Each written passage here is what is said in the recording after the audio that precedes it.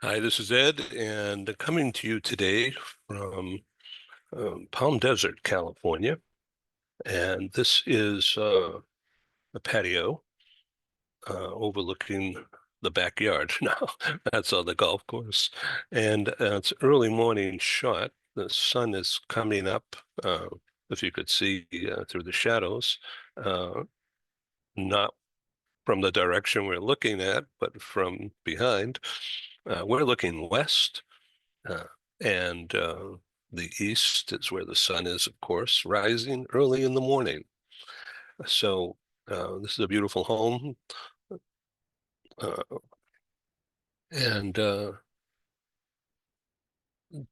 it's available for rental especially if you like golf or walking. It's open year round, although very popular from November through May, and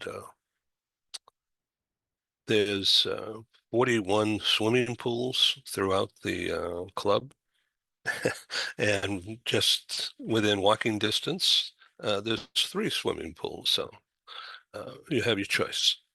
Anyway, we'll be right back with our show today. It's about emotional intelligence. Wow, what's that? Stand by.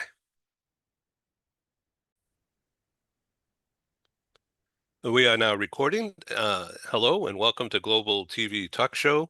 I'm Ed, and virtually we're in Palm Desert, California at the Palm Valley Country Club. This is on the deck of a home that the family owns. And for most of the year, it's a rental business. So if you're interested in a vacation getaway, play golf, of course. This is a championship course right behind me there. There's also 3 swimming pools within short walking distance of where I'm virtually sitting right now. And if you'd like information about renting for one day or 1 year and everything in between, uh, we're flexible, but it is a little pricey. And so that's because it costs a lot to own and run it. Anyway, let's welcome our special guest, Rigoberto Vasquez in Mexico City. Hola. And Stephen Howard, who's in the Phoenix area today. Welcome. Stephen, thank you very much for your time. I know you're really busy these days and writing books and getting them ready for distribution and speaking tours and doing other interviews. So thank you. To tell us what your take is about EQ, that seems to be the rage these days. Well, if it is a rage, it's a good thing. I'm hoping it's a rage. It's some people think it's a bit dated. I think Daniel Goleman created the concept about 20 years ago, maybe even 25 years ago. But what I think a lot of people don't realize is that emotional intelligence is a skill. And therefore, like any skill, you can develop it, you can enhance it, you can practice it, you can get better at it. And I think that's the key thing to it is once you understand what it's all about, the fact that you can get better at it. It's not something that just you're born with and you either have it or you don't, or you have it at a 30% level or an 80% level. Okay, Gosha, welcome. Unmute and join us, please. Hi there, welcome. Hello. Hi, Yeah, Edwin. Good to I see you. know, Hello, it's been everyone. a number of years. So meet Rigoberto Vasquez in Mexico City, and Stephen Howard, author and leadership coach and trainer and a frequent guest on our program. And Stephen, meet Gosha. Yeah, nice and Yeah. bright where you are. Nice to meet you. Yes, in Pennsylvania, very nice, lovely, sunny fall day. So we're pretty lucky. That's great. So you're in the Philadelphia suburbs? Yes, yes, I am on the border with Delaware. So, Oh, yeah. yes. Okay, south. That's good.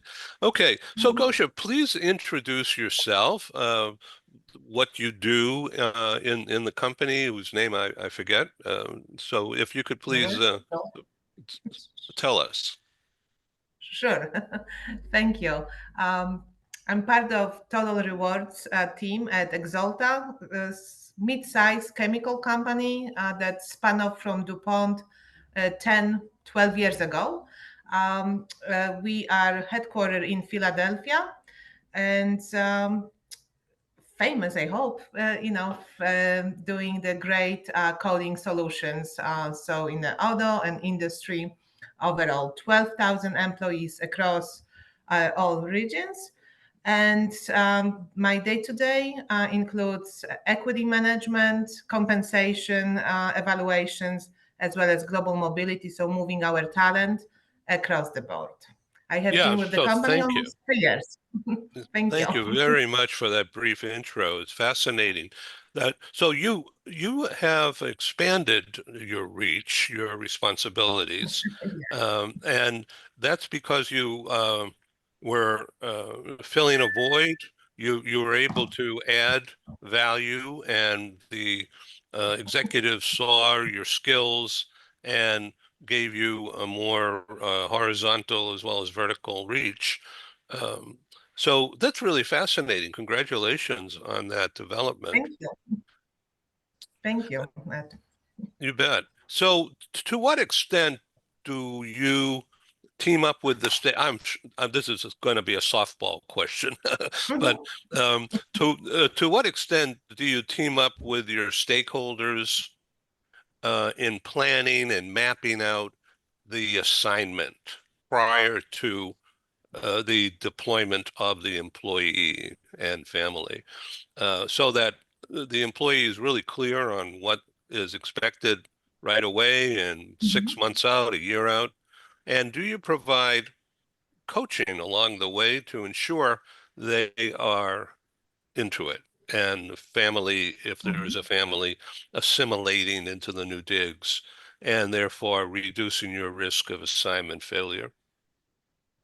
So in the current setting, yes, I'm partnering with the business leaders and HR business partners to set up that assignment. So talking directly to the stakeholder at the business level, initially, yes, what the needs are, whether that's going to be a business driven, I don't know, opening a new shop, yes, or it's going to be more developmental needs from the employee side to develop a skill set, having the international experience or exposure, or just doing the kind of the fellowship kind of programs. But the initial steps would be really the business leaders working with the HR partners on that particular needs for the employee, and then partnering with me, saying what global mobility program or policy, yes, would meet their needs. And Oh, then yeah, good. Or once, Mhm. yeah, if I could jump in, I'd like to ask to what extent your program, the volume of Mhm. relocation is it the same as it was last year, or is it down? Oh no, it's steady. I would say it's so like again, we've been here almost 3 years. So both on the domestic side as well as international side, I would say from the expat and U.S. domestic moves. So external new hires is or transferring current employees to different companies' location. The volume is steady with a little bit maybe up. So but 10, 15% up. From the international perspective, so we do see increase, which I think we are not unique in that market. That we do see slight increase of permanent transfers. So employees instead of expat, yes, temporary assignments, really looking more into the permanent moves of the families across the globe within the company.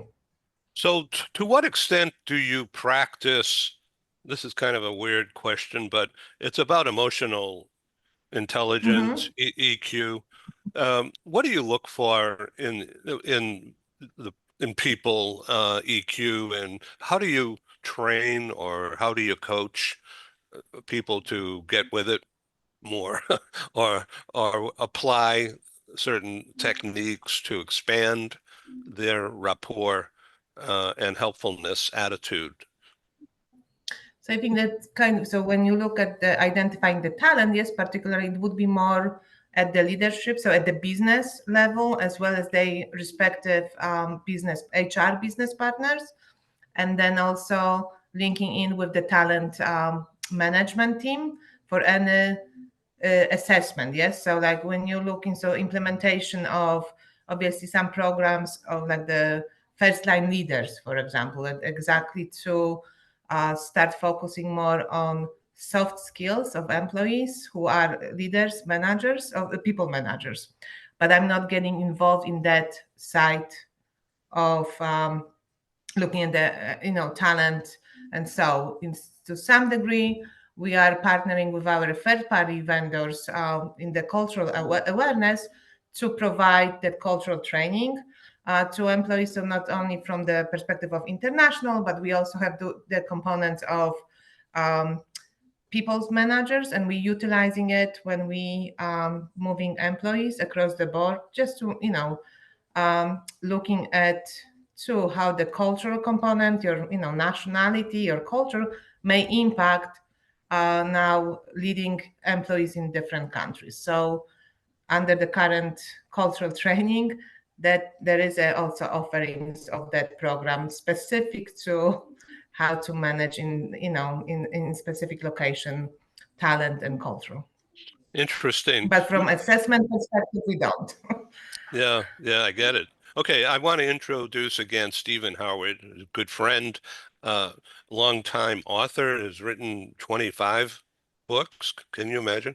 And and has a tremendous following. Stephen.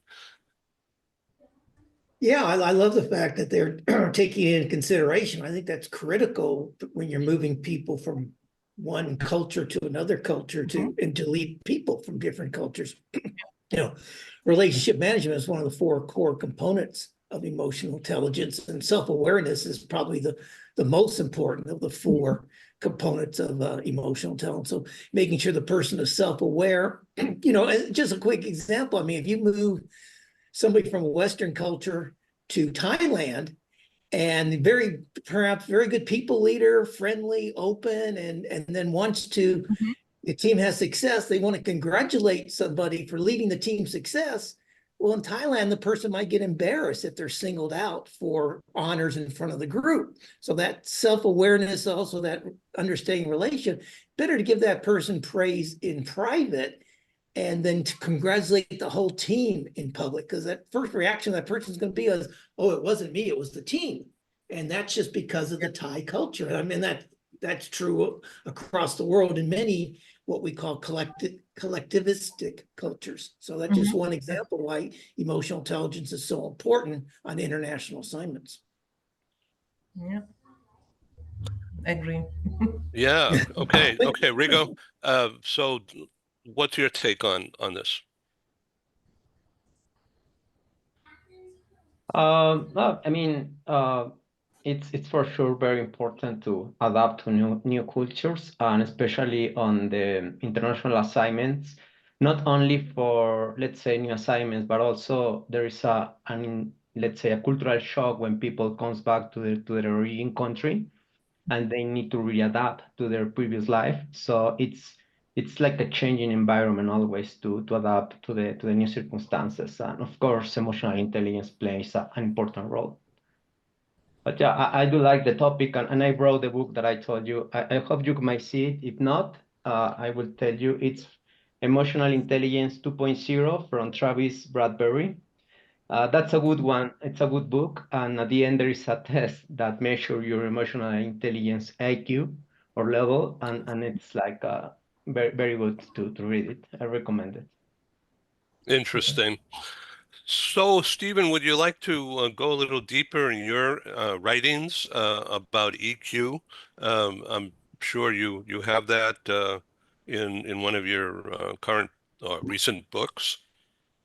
Yeah, I've covered the topic in 2 of my recent books, and it's covered not in depth, but a little bit more detail in the forthcoming book, the one that's coming out in a couple of weeks from now.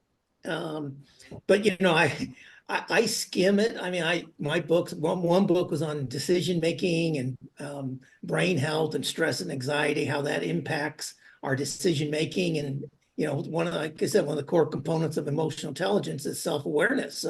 And self-management. So if you can manage your emotions. The emotional intelligence is not about suppressing your emotions. It's about understanding your emotions and then managing them so that you express them in an appropriate way. I mean, it's okay to get angry. You can get angry at the office. Somebody makes a mistake. You can get angry.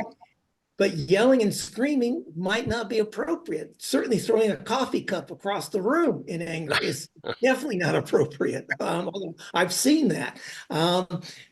But just to be able to say to somebody forthright, what you did has upset me greatly, and I need 30 minutes to calm down before we can discuss this. And there's nothing weak about that. There's nothing weak about saying I need time to get my emotions under control and manage my emotions, and then I can have a more forthright conversation with somebody if I'm that mad, if I'm that angry.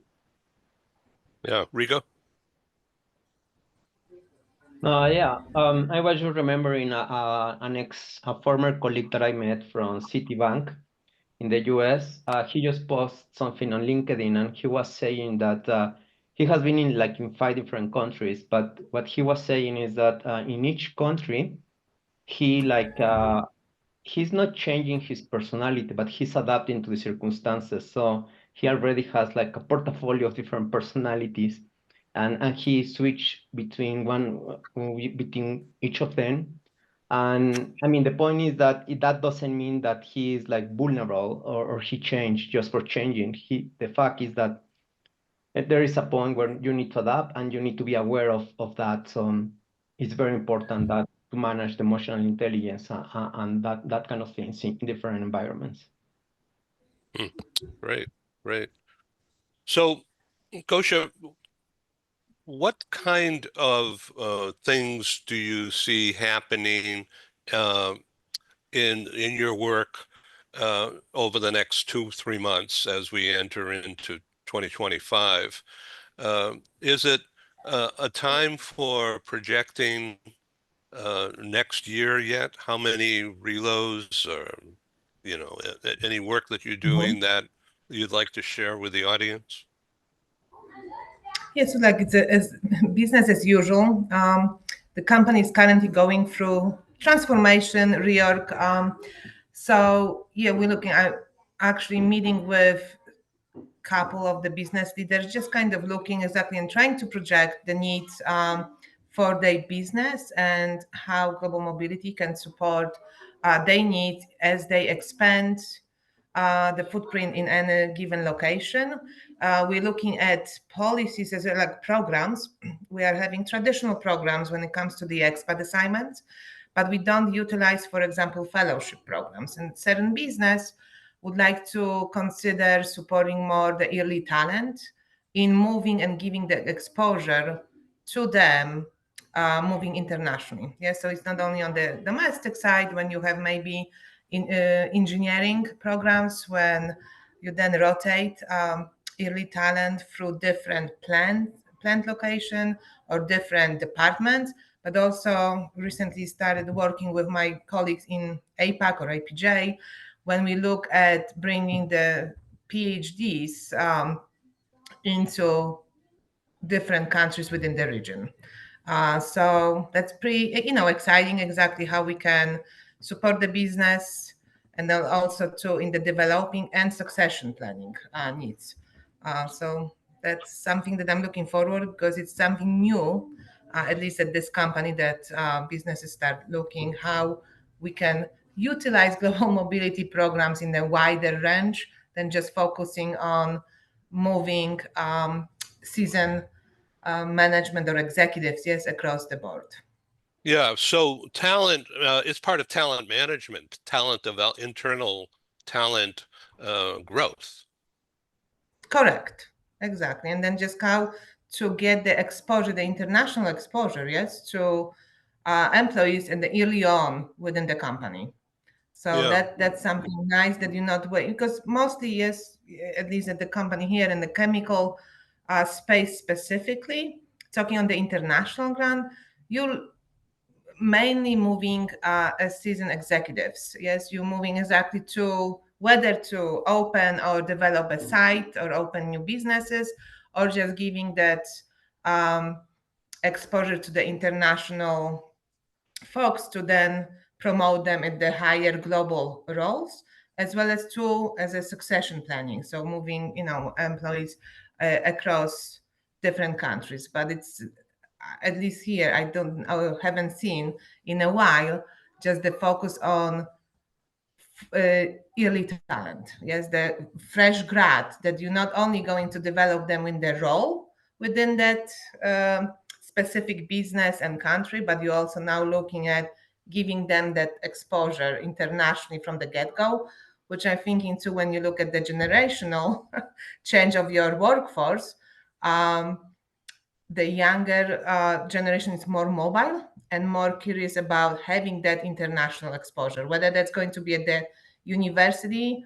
A lot of folks that I'm talking to, so parents that they have kids either way in the college or considering college, they're really looking at the colleges that they give that international aspect of the study abroad. And then obviously when you have then the workforce, yes, coming into with the first jobs and stuff, they looking at that at companies that gives the opportunity of that international experience early on, not 5, not 10 years, into their career, but really early on. That's interesting. And to what extent do you get involved as a company in the dual career dilemma? So we do provide support at the third party, level. So there is a support in place, but it's just really, so that's it. Like that's pretty much it. Like we don't in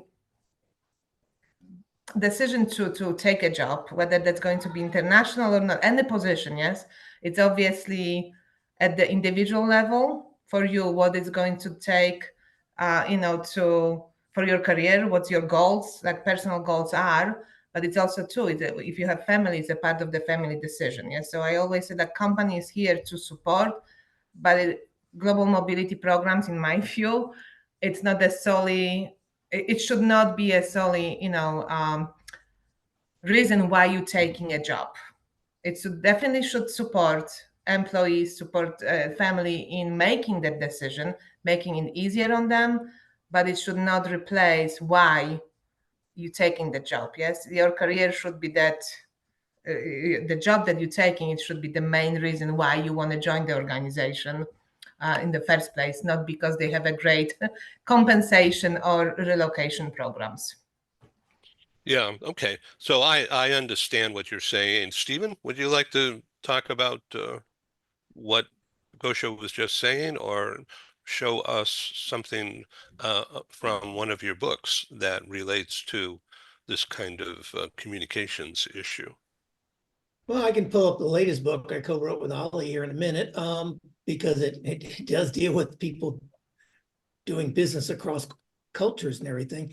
I really like what Gosha just said, and I'm sorry if I don't pronounce that 100% correct. No, but well, thanks. I wish more people had that attitude to take a job that is right for you in a company that is right for you. It's not about the compensation. It may not even be about the career path. It may not be about the international opportunities the company offers, but you can look at that longer term. But is this the right environment? And is this company going to help you succeed as an individual, professionally first, and then personally, in whatever your field of expertise is, whether it's chemical engineering or chemical research and development, or whatever it happens to be? I really like that attitude, and it's one I don't hear very often, quite frankly. And so I kind of jumped it when you said that. So I appreciate that. So I will share the cover of the book.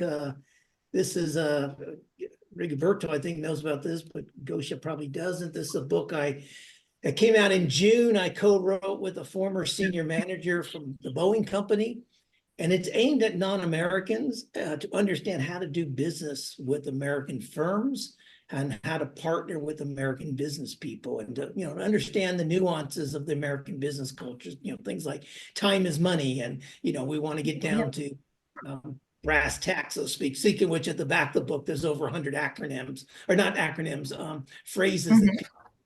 and like brass tacks, and people go, what does that mean? Well, you look it up in the back of the book, it'll tell you what it means. So these American phrases. And so this is a book that we wrote really for, interesting, we wrote it for the non-American audience dealing overseas, or from overseas with Americans.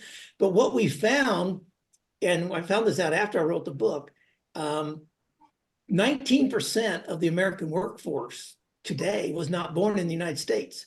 And that's roughly 30 million people. So I've had people contact me and said, I read this. This is really good. I'm based in, Galveston, Texas.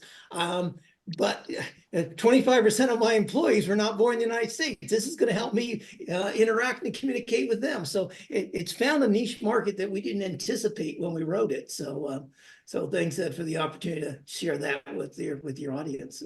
Yeah, I'm really happy for you that you're finding these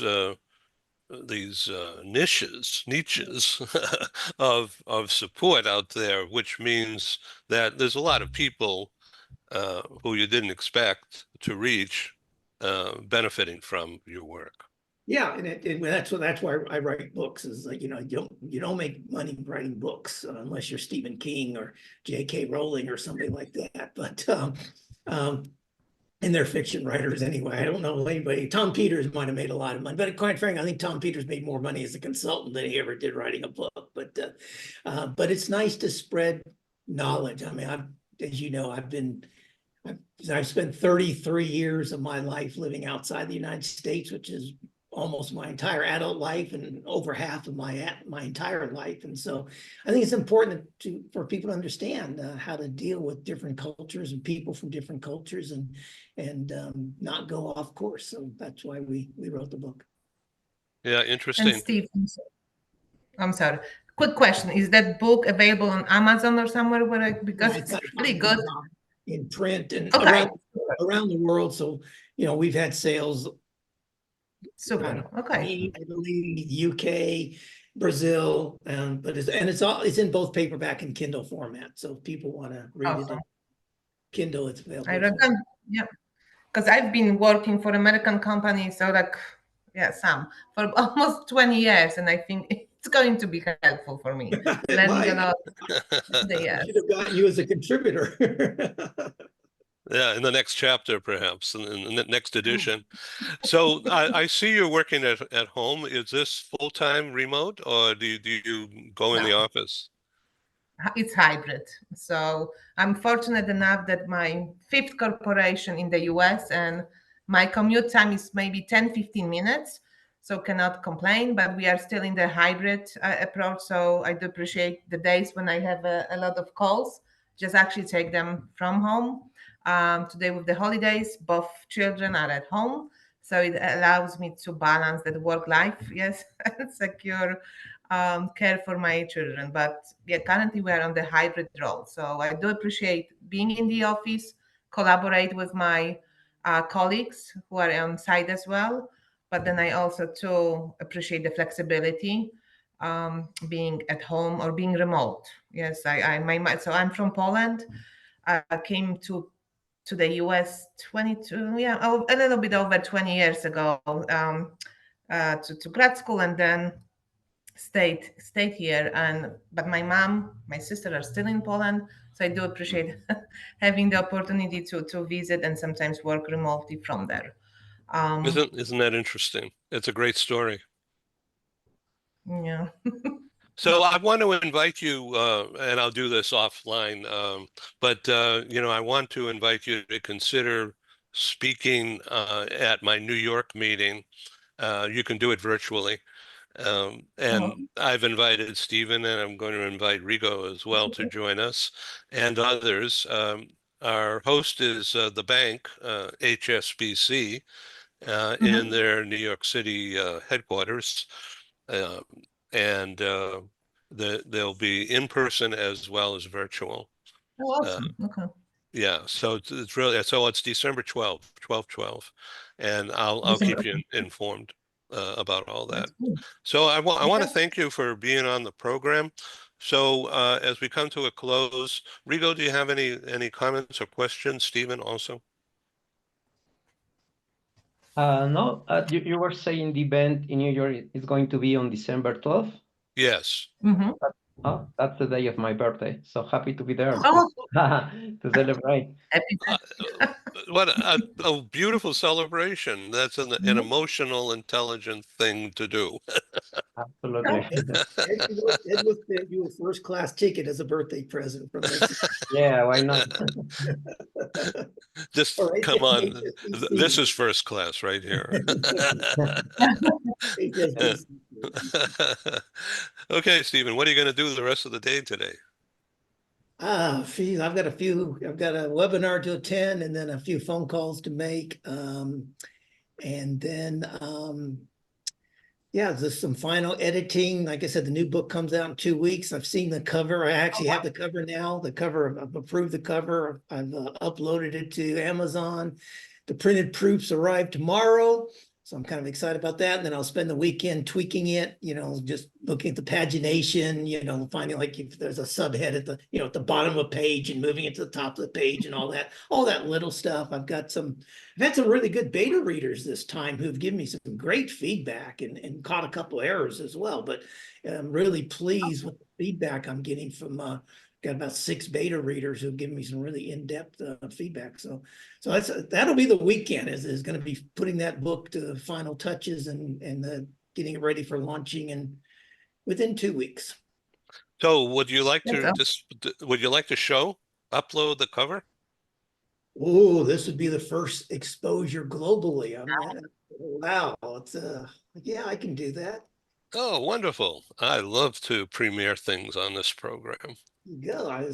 Tomorrow was going to be the premiere of it, but let's go ahead and share it with you, Ed. I mean, you've been such a big supporter. So Oh, wow. Look at that. That's brilliant. here it is. That's So really dynamic. hopefully, yeah. So for Rigoberto Ngosha, what I've taken is my concept of human leadership, which I applied a couple years ago in a book to talk about people-centric leadership coming out of the pandemic, the need for leaders to create workplaces of well-being and harmony, and goes into all kinds of stuff regarding that. Now I'm applying it to all of us individually. So the human mindset is based on 4 key elements of peacefulness, compassion, kindness, and respect, and how we should all interact with everybody we interface with, and changing our mindset about people and realizing that people are doing the best they can on any given day with the mental and emotional resources that they have available to them. So the picture here in the middle of the brain is the tree of life. And then if you look at the arms very closely, you'll see that, and I don't know if I can enhance this. I can increase this. It's nice. Yeah, you'll see it's really the DNA helix. It looks, the blood veins are the DNA helix. As we have more in common with each other than we have differences, and to understand. So it's really talking about we're all one part of humanity. And we may not be able to solve world peace. We can't solve world hunger, but all of us can make our neighborhoods, our schools, our communities better, our relations better, or just make other people's lives better just by being friendly and compassionate and kind to one another. So that's why I say we can change the world by changing our mindset, how we view people. So there it is, world premiere on Global TV Talk Show. Bravo. That's wonderful. And great timing, yes, Edwin, for like upcoming election in the US. Yes, But yes, no, I indeed. love it. And it's just nice that it's focusing on like the community, family base. Yes, so like from the individual, what individual can do to contribute into it. So it's nice to take in smaller step and to create big impact. Congratulations. Yeah, great. I'm looking forward to see it. Yeah, in it I talk about, like, I don't know if I create the concept, but I call the concept the power of 5. And if we think about it, if I'm kind, compassionate to 5 people today, and in turn, each one of those 5 people is kind, compassionate to 5 others. And that could be as simple as just saying something nice to the cashier at Target. Well, if they do 5, now we're up to 30, 5 plus 25, and each of those did 5, we'd be 150 plus it would be up to 180. So I could indirectly impact up to 100 now. That's if all 5 did 5. But in the book, I show if 5 people did 4 or 3, you can cascade this thing. You can indirectly impact several hundred people a day, over 1,000 people a week, just by intentionally treating people with more kindness, compassion, and respect. And that's pretty powerful. Well, Kind of the pay forward, yes, mentality and concept Exactly. introduced a few years ago. Yeah. very nice. This is a great way to end this program because you're already influencing me and my audience out there. And thank you all for being on the show. Please come back. Thank you. Thank Awesome. you. Thank you for having Okay. us. Have a good one. Thank you. Pleasure to meet you, Stephen and Roguardo. So good to see you. Thank you. Thank you, All Edwin. right. Thank you. Thank Bye. you. Bye-bye. Bye-bye. Thank you.